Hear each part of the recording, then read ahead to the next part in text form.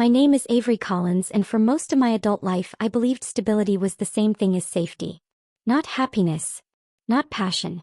Just safety. I was 32, financially independent, disciplined to a fault, and good at a job most people avoided because it required confronting uncomfortable truths. I worked in financial consulting, long hours, constant pressure, and numbers that didn't bend just because someone wanted them to. Balance sheets didn't care about feelings. Cash flow didn't respond to charm. Something didn't add up, it failed. Period. I liked that about numbers. People, on the other hand, were far more deceptive. For just over a year I had been dating Logan Pierce. 14 months, give or take. We met the way so many modern relationships start, through proximity and convenience. A mutual friend's backyard barbecue. Paper plates sagging under overcooked burgers. Warm beer. Laughter drifting through the summer air like everyone believed life was lighter than it really was.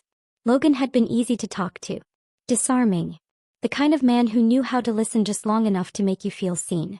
He worked in brand strategy, which meant he talked in narratives instead of facts. Perception. Influence. Image.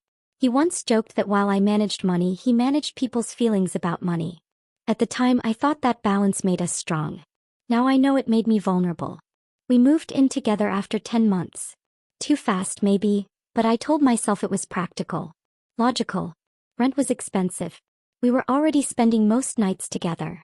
Why complicate something that seemed to work? That was the first lie I told myself. The second was about his friends. Logan had a tight group from college. 5 women. All intelligent. All successful. All intimidating in that effortless way that comes from social confidence and unspoken hierarchy. They called themselves the Circle. He said it like it was a joke. Like it was harmless. The first few times I met them I tried to be open-minded. They were polite but not warm. Friendly but never inviting. Compliments arrived half a beat too late. Smiles lingered just a second too long. They spoke in shared memories I wasn't part of. Inside jokes that closed ranks instead of opening doors. I told myself they were just protective. That they loved Logan and needed time to trust me. But then something subtle started happening. Whenever Logan spent time with them he came home, different. Not angry. Not distant. Just slightly recalibrated. He'd make small comments. You've been wearing the same style a lot lately. Do you really need to work this late again? You still do that on weekends? Nothing dramatic. Nothing confrontational. Just enough to make me hesitate. To question myself. To adjust. The first time I brought it up I was careful. I asked if something was bothering him. He laughed. You're overthinking it, he said. They're just honest. That's how they show they care. I let it go. I shouldn't have. The real shift came the night he mentioned the dinner. Friday, he said casually, scrolling on his phone. The Circle wants to do dinner downtown. That Italian place. Vittorio's. Vittorio's wasn't casual. It was the kind of restaurant with dim lighting, leather-bound menus, and prices that dared you to complain. Nothing under $20. Wine bottles that cost more than my weekly grocery budget. Do you want to come? He asked. I said yes. Not because I was excited, but because I wanted to try. I wanted them to finally see me. To stop feeling like a guest in my own relationship. That was my mistake. We arrived just after 7. The reservation was under Camille Rhodes' name. The unofficial leader. She worked in tech, always composed, always sharp.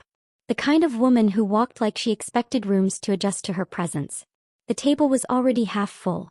Camille, Brianna, Talia, Morgan, Vif, Elena, was running late. The moment I sat down I felt it. The shift. Camille smiled tightly. Oh, she said. You came. Not hi. Not nice to see you. Just, you came. Logan either didn't notice or chose not to. He immediately slipped into conversation with Brianna, laughing like everything was normal. I ordered a beer and tried small talk. One-word answers. Phones checked mid-sentence. Eyes sliding past me like I wasn't worth the effort.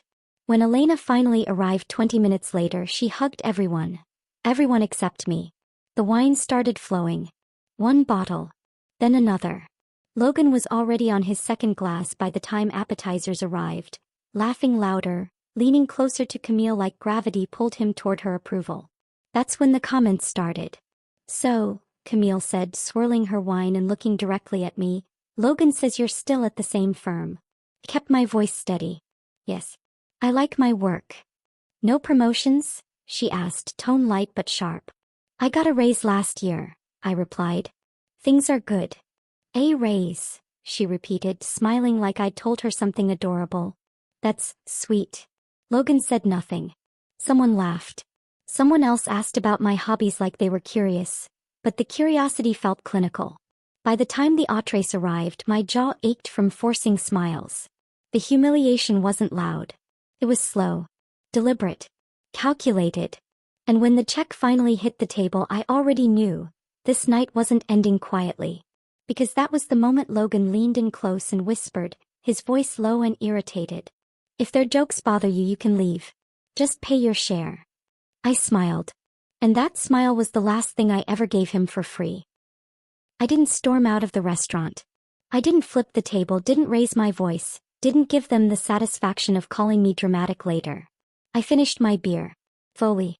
I reached into my bag, pulled out my wallet, and counted exactly what I owed. My entree. My drink. I placed the bills neatly on the table like I was closing a transaction instead of ending a relationship. Logan noticed then. His smile faltered. What are you doing? Paying my share, I said evenly. Camille tilted her head. We usually split evenly. I didn't drink the wine, I replied. Or order appetizers. An uncomfortable silence spread across the table, thick and sticky. Logan leaned closer again, his jaw tight. Don't do this, he whispered. You're embarrassing me. I looked at him, really looked at him, and saw something I hadn't wanted to see before. Fear. Not fear of losing me. Fear of losing them. I stood up, slipped my bag over my shoulder, and smiled once more, calm, controlled. Have a good night, I said. No one responded. I walked out. The city air hit my face like oxygen after being underwater. My hands were steady. My heart wasn't racing. What I felt wasn't panic. It was clarity. Back at the apartment, I didn't turn on the lights. The place smelled like the cedar candle Logan insisted on burning every night. Warm. Artificial. Like something trying to hide decay. I went straight to the bedroom and pulled out a duffel bag. Packing didn't feel emotional. It felt procedural. Jeans. Work clothes. Toiletries. Chargers. Documents. My hands paused only once, at the sight of Logan's hoodie folded neatly over the chair. The one I used to steal on cold mornings. The one that still smelled faintly like his cologne. I stared at it for 2 seconds too long. Then I pushed it aside. Because Friday night hadn't started anything. It had exposed it. I checked my phone. 4 missed calls. Text, where are you? Another, are you serious right now? Then you're being childish. That one tightened something in my chest. Not because it hurt, but because it was so familiar. Not concern. Not confusion. Just irritation. Like I'd disrupted his schedule. I turned my phone off. And for the first time in weeks, I slept without feeling like I needed to earn my place beside someone. Morning came too bright. The guest room at my brother Daniel's house smelled like laundry detergent and coffee. Took a moment to remember where I was. Then my phone started vibrating. I turned it on. 23 missed calls. Messages stacked on top of each other like a warning label. You embarrassed me. I can't believe you just left. We need to talk. Are you ignoring me? This is insane, Avery. Answer your phone. I scrolled slowly. Not once did he ask if I was okay. Not once did he say, did they hurt you? It was all about him. I typed one message. I'm staying with Daniel. I need space. The phone rang immediately. I answered. What the hell is wrong with you? Logan snapped. I closed my eyes. How did you do? What's wrong with me? I asked quietly. Your friends humiliated me for hours and you laughed with them. They were joking, he said. God, you're so dramatic. 3 hours of jokes? I replied. That wasn't humor. That was targeting. And you let it happen. Pause. Then his voice changed, cooler, sharper. The tone he used when he wanted control. And you made a scene over the check. I laughed once. No humor in it. I paid for what I ordered. That's not how adults do things, he said. The same words Camille had used. We split evenly. I'm not people to them, I said. I'm a punchline. You're taking this personally. I am a person, I said. Of course it's personal. Another pause. Then he said the thing that made my blood run cold. You left me to cover your portion. What? After you left, we recalculated. Everyone still paid evenly. Someone had to cover the difference. My grip tightened on the phone. And that someone was you? I asked. Yes, he said bitterly. I paid almost 200 because of you. I stared at the wall. Then I laughed again because it was absurd. That's not my problem, I said. You're unbelievable. No, I replied. I'm just not your A-team. Silence. Then, Camille says you're selfish. Tell Camille she's right, I said. Tell her I'm exactly what she thinks I am. What does that mean? It means I'm done paying for people who disrespect me. His voice dropped. You really don't care how this makes me look. Something cracked, not heartbreak. Clarity. No, I said. Because you didn't care how I felt. He hung up. Over the weekend his messages shifted. Anger became guilt. Relationships are about compromise. You can't run every time things get uncomfortable. I love you but you're being impossible. I read them like bad contracts. Always the same hidden cost. Come back. Apologize. Make it easy again. Monday morning I went to work. Numbers behaved. People didn't. To lunch my phone buzzed. Unknown number. Hey, this is Elena. From Friday. Can we talk? I stared at the screen. Why no? Curiosity won. About what?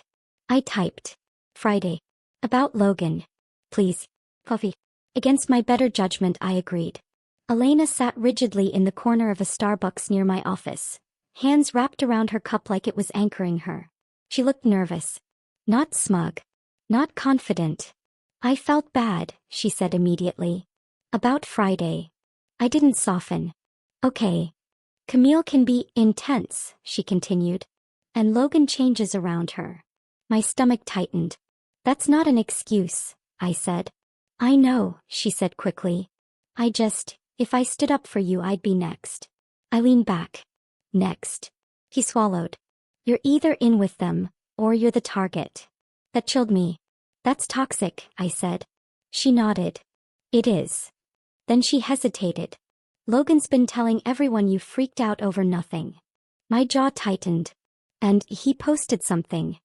My stomach dropped. She slid her phone across the table. An Instagram post. Vague. Calculated. A story about seeing someone's true colors over something small. The comments were brutal. Unstable. People who didn't know me tearing me apart based on his version. I handed the phone back slowly. Because in that moment I understood something crucial. Logan wasn't confused. He was controlling the narrative. And if I stayed silent, his version would become the truth. I went home that night, opened my laptop and started writing. Not a rant. A report. Clear. Factual. Untouchable. And just before I hit post, my phone buzzed. A text from Logan. Please don't do anything you'll regret. My fingers hovered over the keyboard. Then I clicked publish. I didn't watch the post explode in real time. I closed my laptop the moment it went live, shut it like it might bite me and set it on the nightstand beside the bed. My heart was beating fast but my hands were steady. That scared me more than panic would have. I told myself I wouldn't check my phone. I lasted 7 minutes. When I picked it up again the screen lit up like a flare in the dark. Notifications stacked so fast they blurred together. Likes, comments, messages, requests from people I hadn't spoken to in years. Old coworkers. Former classmates. A client's assistant I barely knew.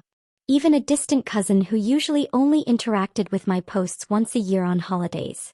I opened the comments first. That's not joking. That's bullying. You handled this with so much class. They wanted a sponsor, not a girlfriend. I wish I'd had the courage to walk out when this happened to me. My throat tightened. The validation wasn't why I posted. But seeing so many people immediately understand without explanation, without defense, confirmed what Logan refused to acknowledge. The truth hadn't been complicated. It had just been inconvenient for him. A few minutes later the direct messages started coming in. Long ones. People telling me their own versions of that dinner. Different names. Different settings. Same pattern. Women who had been expected to shrink, smile, subsidize, absorb disrespect so men could remain comfortable. I read every message slowly, deliberately. Not because I needed reassurance, but because I wanted to understand the scope of what I'd stepped into. This wasn't just about me anymore. An hour later my phone rang. Logan. I stared at his name until it stopped ringing. Then it rang again. I answered on the third call. What the hell is wrong with you?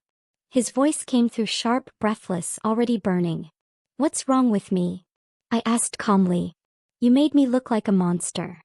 You did that yourself, I said. You didn't have to make it public. You made it public when you posted about me and let strangers tear me apart. That wasn't about you, he snapped. I let out a slow breath.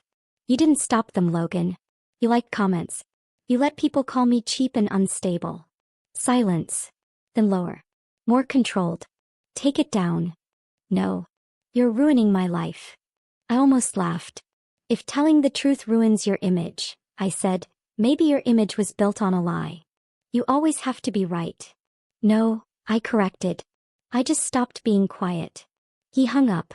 And then the messages came. Not from him. From the circle. Camille first. You're pathetic. Then Brianna. Logan deserves better than someone like you. Talia. Hope the attention was worth it. Morgan. This is embarrassing. Grow up. And then Camille again. You should be grateful Logan even tolerated you. That one sat heavy. Grateful. Like love was charity. Like respect was optional. I didn't reply. I blocked them. One by one. Camille. Brianna. Talia. Morgan. My thumb hovered over Elena's name. She hadn't messaged me again after the coffee. Maybe she was scared. Maybe she regretted speaking up. But she'd done the one thing no one else had. He told me the truth. I didn't block her. 2 days later I went back to the apartment. Not dramatically. Not at night. Not with a speech prepared. I went when I knew Logan would be at work. The building looked the same. The lobby smelled the same. But my chest felt tight as I unlocked the door, like I was trespassing in a place that used to be mine. Inside everything was untouched. Logan's shoes lined up perfectly. His jacket on the hook. The couch pillows arranged with that forced neatness that always made me feel like I had to behave. I didn't linger. I went straight to the spare room, my work corner. My space. Everything I owned was still there, exactly as I'd left it. I packed methodically. Clothes. Books. Files. Chargers. Then my fingers closed around a framed photo. Logan and me at the barbecue where we met. Smiling. Carefree.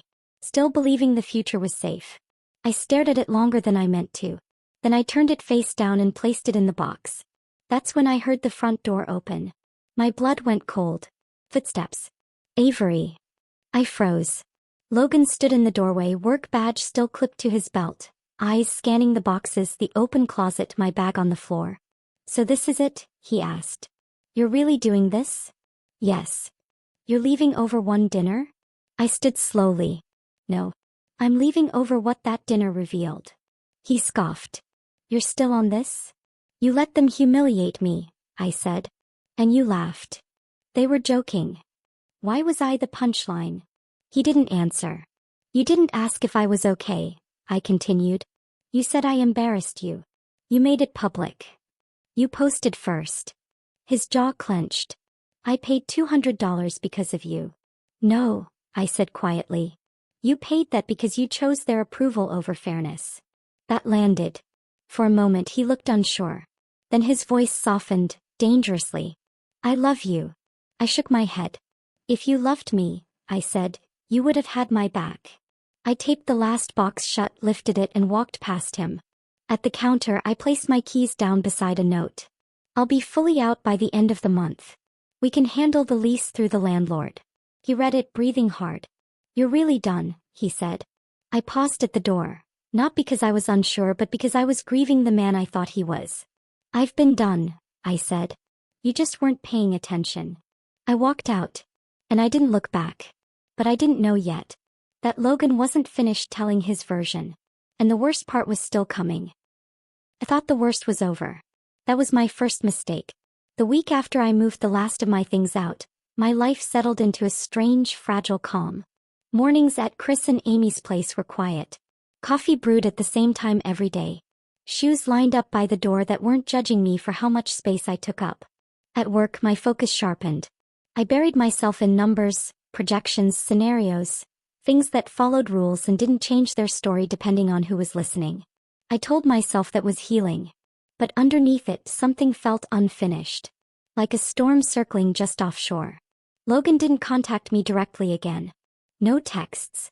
No calls. No apologies wrapped in excuses. And that silence should have been a relief. Instead it felt deliberate. Calculated. The first sign came on a Thursday afternoon, right after a client call. I was closing my laptop when my phone buzzed. Not a message but a notification. A tag. I frowned and opened it. Someone had mentioned me in a comment thread on a post I didn't recognize. The username wasn't familiar but the tone was unmistakable. Crazy how some people play the victim when they don't get their way. I clicked through. The post belonged to one of Logan's coworkers. A smiling group photo from a rooftop happy hour. Drinks raised. City skyline glowing behind them. And buried in the comments was a quiet little thread. People joking about high-maintenance girlfriends, about women who turn money into a personality flaw, about dodging bullets. My name wasn't mentioned directly. Didn't need to be. I scrolled further. Another post. Different account. Same theme. Then another. It hit me slowly the way realization does when you don't want to believe it. Logan wasn't confronting me anymore.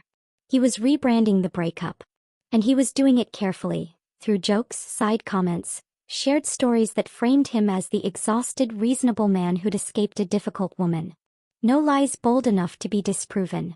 Just implication after implication, planted where people would nod along without asking questions. By Friday morning it reached my office. I was refilling my water bottle when a coworker from a different department smiled at me a little too carefully. "You doing okay?" she asked. I paused. "Why?" She hesitated. "I just saw something online. A post. It didn't name you but you recognized me anyway," I thought. I thanked her, brushed it off, went back to my desk. My chest felt tight. This wasn't just gossip anymore. This was reputation. Professional proximity. The quiet kind of damage that spreads without announcing itself. At lunch my phone buzzed again. This time it was a message. From Elena. "I didn't want to scare you but I think you should know.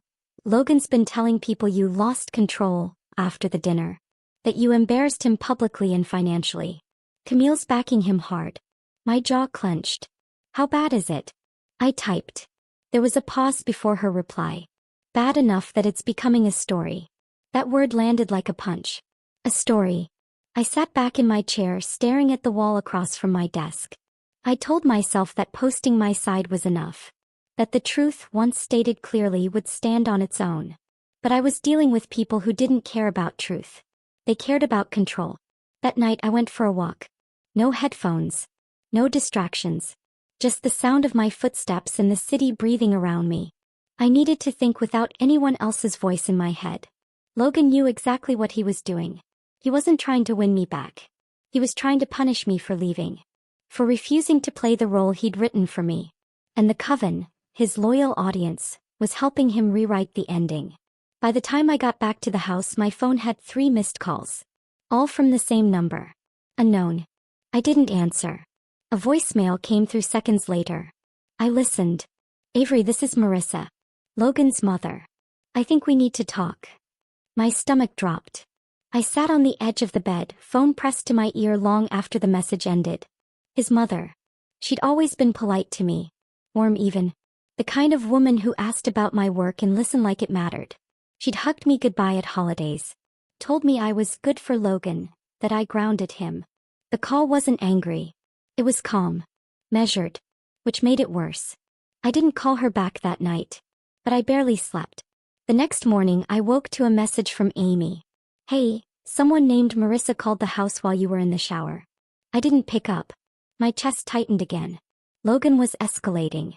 I called Elena on my lunch break. "They're trying to flip it," I said the moment she answered. "I know," she replied. "Camille's been telling people you're unstable. That you're obsessed with money. That you're vindictive." I closed my eyes. Do people believe her? Some, Elena admitted. The ones who want to. That was the problem. Stories like this didn't need everyone. They just needed enough. "Why are you telling me all this?" I asked quietly. There was a pause. Because I don't like how far this is going, she said. And because there's something else you should know. My grip tightened on the phone. What? Elena, she continued, lowering her voice. Logan didn't just vent after you left. He met with Camille and Brianna the next day. At his place. My pulse spiked. They were there for hours. I pictured it instantly. The three of them sitting in my old living room. Wine poured. Phones out. Crafting the narrative. Deciding what version of me the world would see. What did they talk about? I asked. I don't know everything, Elena said. But I overheard Camille say something about making sure Avery doesn't get too comfortable thinking she won. Comfortable. Thinking I won. This was never a competition to me. But to them, silence stretched between us. There's more, Elena added. Logan's been asking questions about your work. About your clients. About whether you signed any NDAs. My stomach turned cold. Why? He didn't say, she replied. But it didn't sound innocent. When the call ended, I sat there staring at my blank screen. This had crossed a line. Logan wasn't just angry. He was strategizing. That evening I finally called Marissa back. She answered on the second ring. Avery, she said warmly. Thank you for calling me. What did you want to talk about? I asked, keeping my voice neutral. She sighed softly. I'm worried about Logan. He's been struggling.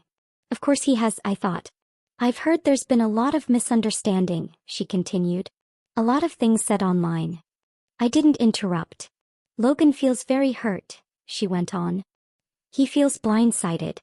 He says you humiliated him. I took a slow breath. With respect, Marissa, your son humiliated me first. Pause. He didn't see it that way, she said gently. I know, I replied. That's part of the problem. She hesitated, then shifted tone. I just think this has gotten bigger than it needed to be. Maybe it would be best if everyone took things down. Let it die quietly. Quietly. So he could keep his story. I won't lie, I said calmly. I told the truth. I'm not taking it down. Another pause. This one longer. Well, she said finally, her voice cooler now. Logan has been advised to protect himself. My spine stiffened. Protect himself from what? From reputational harm, she said. From exaggerations that could affect his career. I almost laughed. So it's about damage control. It's about fairness, she replied. No, I said softly. It's about control. The line went quiet. When she spoke again, her voice was no longer warm. I hope you understand, she said, that actions have consequences. I ended the call with my heart racing. That wasn't concern. That was a warning. Later that night, as I lay awake staring at the ceiling, my phone buzzed one last time. A notification. A new post. From Logan. It wasn't vague this time. It was longer. Carefully written. And it started with the words. I didn't want to do this publicly, but I feel forced to speak up. My stomach dropped. I opened it. And as I read the first few lines, I realized. He wasn't just rewriting the story anymore. He was preparing to erase me from it entirely. I didn't finish reading Logan's post the first time. I got halfway through, felt my pulse start to pound in my ears, and locked my phone like I could physically stop the words from existing if I couldn't see them. I sat there in the dark, heart racing, trying to slow my breathing the way my therapist once taught me after a brutal work burnout. In through the nose. Out through the mouth. Count to 4. Then again. When I unlocked my phone a second time, I forced myself to read every line. Logan's post was long. Thoughtful on the surface. Calm. Reasonable. The kind of tone people trust instinctively. He wrote about miscommunication. About how social media can distort private moments. About how painful it is to be portrayed as something you're not. He never mentioned the dinner directly. He never mentioned money. He never mentioned his friends. Instead, he framed the story around concern. He talked about being in a relationship with someone who was under a lot of pressure, someone who struggled with stress and control, someone who took things personally and reacted emotionally. He wrote that he'd tried to be patient, that he'd tried to keep things private, that he hadn't wanted to expose someone he cared about. But now he said he felt he had no choice. Because silence, according to Logan, was no longer an option. By the time I reached the end, my hands were shaking. Not because I doubted myself, but because I recognized the strategy. He wasn't calling me a liar. He was calling me unstable. And that was far more dangerous. Within minutes, the comments flooded in. People praising his maturity, telling him he deserved peace, apologizing to him for what he'd been through. Someone wrote, "Mental health struggles can make people do extreme things." Another, "You handled this with so much grace, man." I set my phone down slowly. This wasn't a breakup anymore. This was character assassination. My phone rang. "Chris, have you seen it?" he asked without preamble. "Yes." "Do not respond emotionally," he said immediately. "That's what he wants." I know. But knowing didn't make the anger disappear. By morning, the ripple effect had reached places I couldn't ignore. A client emailed my manager asking to be reassigned. A colleague avoided eye contact in the hallway. Someone I barely knew asked too casually, "You doing okay these days?" The implication hung in the air. I was a liability now. At lunch, Elena called me. "He's pushing hard," she said. "Camille's reposting his statement everywhere." "Of course she is." "There's something else," Elena added. I hesitated to tell you. My chest tightened. "What?" "Elena, Logan's telling people you threatened him." I went cold. "What do you mean threatened?" "He's saying you told him you'd ruin his career if he didn't apologize." "That's a lie," I said immediately. "I know," she replied. "But people are repeating it." I closed my eyes. This was exactly what he wanted. If I stayed silent, his story hardened into truth. If I reacted impulsively, I'd confirm it. That afternoon, my manager asked to speak with me privately.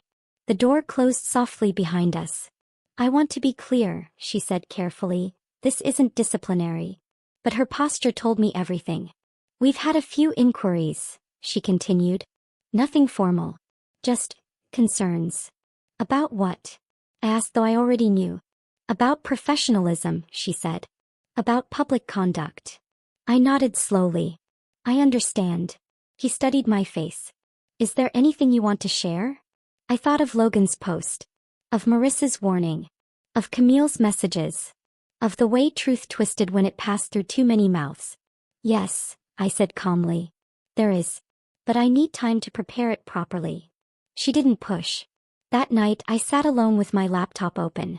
Not drafting a post. Drafting evidence. Screenshots. Dates. Messages. Receipts. I went back through my phone, my emails, my calendar. The dinner reservation confirmation. The timestamps of his calls after I left. The messages where he accused me of embarrassing him. The Instagram post he made before I ever wrote mine. I wasn't writing emotionally this time. I was building a case. Around midnight, my phone buzzed. A new message. From an unknown number. "You should really stop before this gets worse." No name. No explanation. Just a threat dressed as advice. I stared at the screen for a long moment. Then I took a screenshot and saved it. Because I finally understood something crucial. Logan and his circle didn't expect me to fight back. They expected me to fold. And the moment they realized I wasn't going to, everything was going to change. The message sat on my screen long after midnight. "You should really stop before this gets worse." No name. No number I recognized. No explanation. Just pressure. I didn't reply. I didn't block it either. I took a screenshot, saved it in a folder I'd quietly labeled timeline, and closed my phone. For the first time since this all started, I slept without dreaming. The next morning, I woke up calm in a way that felt unfamiliar. Not numb. Not defeated. Focused. I showered, dressed for work, and ate breakfast like my life hadn't been slowly dismantled over the last 2 weeks. But inside, something had shifted. The fear was gone. Because fear only survives when you don't know what you're up against. And now I did. At work, my manager emailed asking if I was ready to talk. I replied with one word. Yes. We met in a small conference room with glass walls. I brought my laptop. She brought a neutral expression that said she didn't yet know which version of the story would survive. "I want to be transparent," she said. "This situation has created noise." "I understand," I replied. Then I turned my laptop toward her. I didn't raise my voice. I didn't dramatize anything. I walked her through facts. The dinner reservation. The bill. My payment receipt. The messages Logan sent after I left. The timestamp of his Instagram post. The comments he liked. The message accusing me of embarrassment. The unknown number warning me to stop. I watched her face change slowly, not shock, not outrage, but recognition. "This doesn't look like instability," she said carefully. "No," I replied. "It looks like retaliation." She closed my laptop gently. "Thank you for bringing this forward." I walked out of that room lighter than I'd walked into it. Because I finally understood something important. You don't need everyone to believe you. You just need the right people to see the truth. That afternoon I did something I hadn't planned to do. I posted again. Not emotional. Not defensive. Just final. I shared a condensed version of the timeline. Screenshots with timestamps. No commentary. No insults. No speculation. And I ended with one sentence. "This is the last thing I'll say on this matter. I'm choosing peace over noise." Then I logged out. I didn't watch the fallout. But I didn't need to. Because it came to me anyway. Logan deleted his post within an hour. Camille went private. Brianna disabled comments. Someone messaged me quietly to say I'm sorry. I didn't realize. Elena called that evening. "You didn't just flip the narrative," she said. "You ended it." I sat on the edge of the bed staring at the wall. "I didn't want revenge." "I know," she replied. "That's why it worked." A week later Logan emailed me. Not a call. Not a DM. An email. It was long. Carefully worded. Polite. He wrote about regret. About how things spiraled. About not recognizing himself lately. He didn't apologize. Not really. He asked if we could meet for closure. I read it once. Then deleted it. Some people don't want closure. They want absolution. 3 months passed. I moved into my new apartment. The one with tall windows and too much light for hiding. I bought plants I didn't know how to take care of yet. I learned. Work stabilized. Then improved. My reputation didn't crumble. It recalibrated. People started trusting me more, not less. Because composure under pressure tells its own story. Logan faded. Not dramatically. Not publicly. Just quietly. Which is the worst outcome for someone who lives on validation. The last thing I heard about him came from Elena months later. "He's not doing great," she said gently. "People don't trust him the same way." I felt no satisfaction. Only relief. Because the opposite of revenge isn't forgiveness. It's indifference. Sometimes I think about the woman I was before that dinner. The one who smiled through discomfort. The one who thought being easygoing meant being loved. The one who believed respect could be negotiated if you were patient enough. I don't miss her. But I'm grateful to her. Because she walked into that restaurant believing she needed acceptance. And she walked out knowing she deserved dignity. I didn't lose a boyfriend. I lost a future where I would have kept apologizing for existing. And that wasn't a loss. That was freedom. When people show you who they are, believe them the first time. Love without respect is control. Silence isn't peace if it costs you your self-worth. And never let someone convince you that standing up for yourself is the same thing as being difficult. Because the right people will never ask you to shrink so they can feel tall.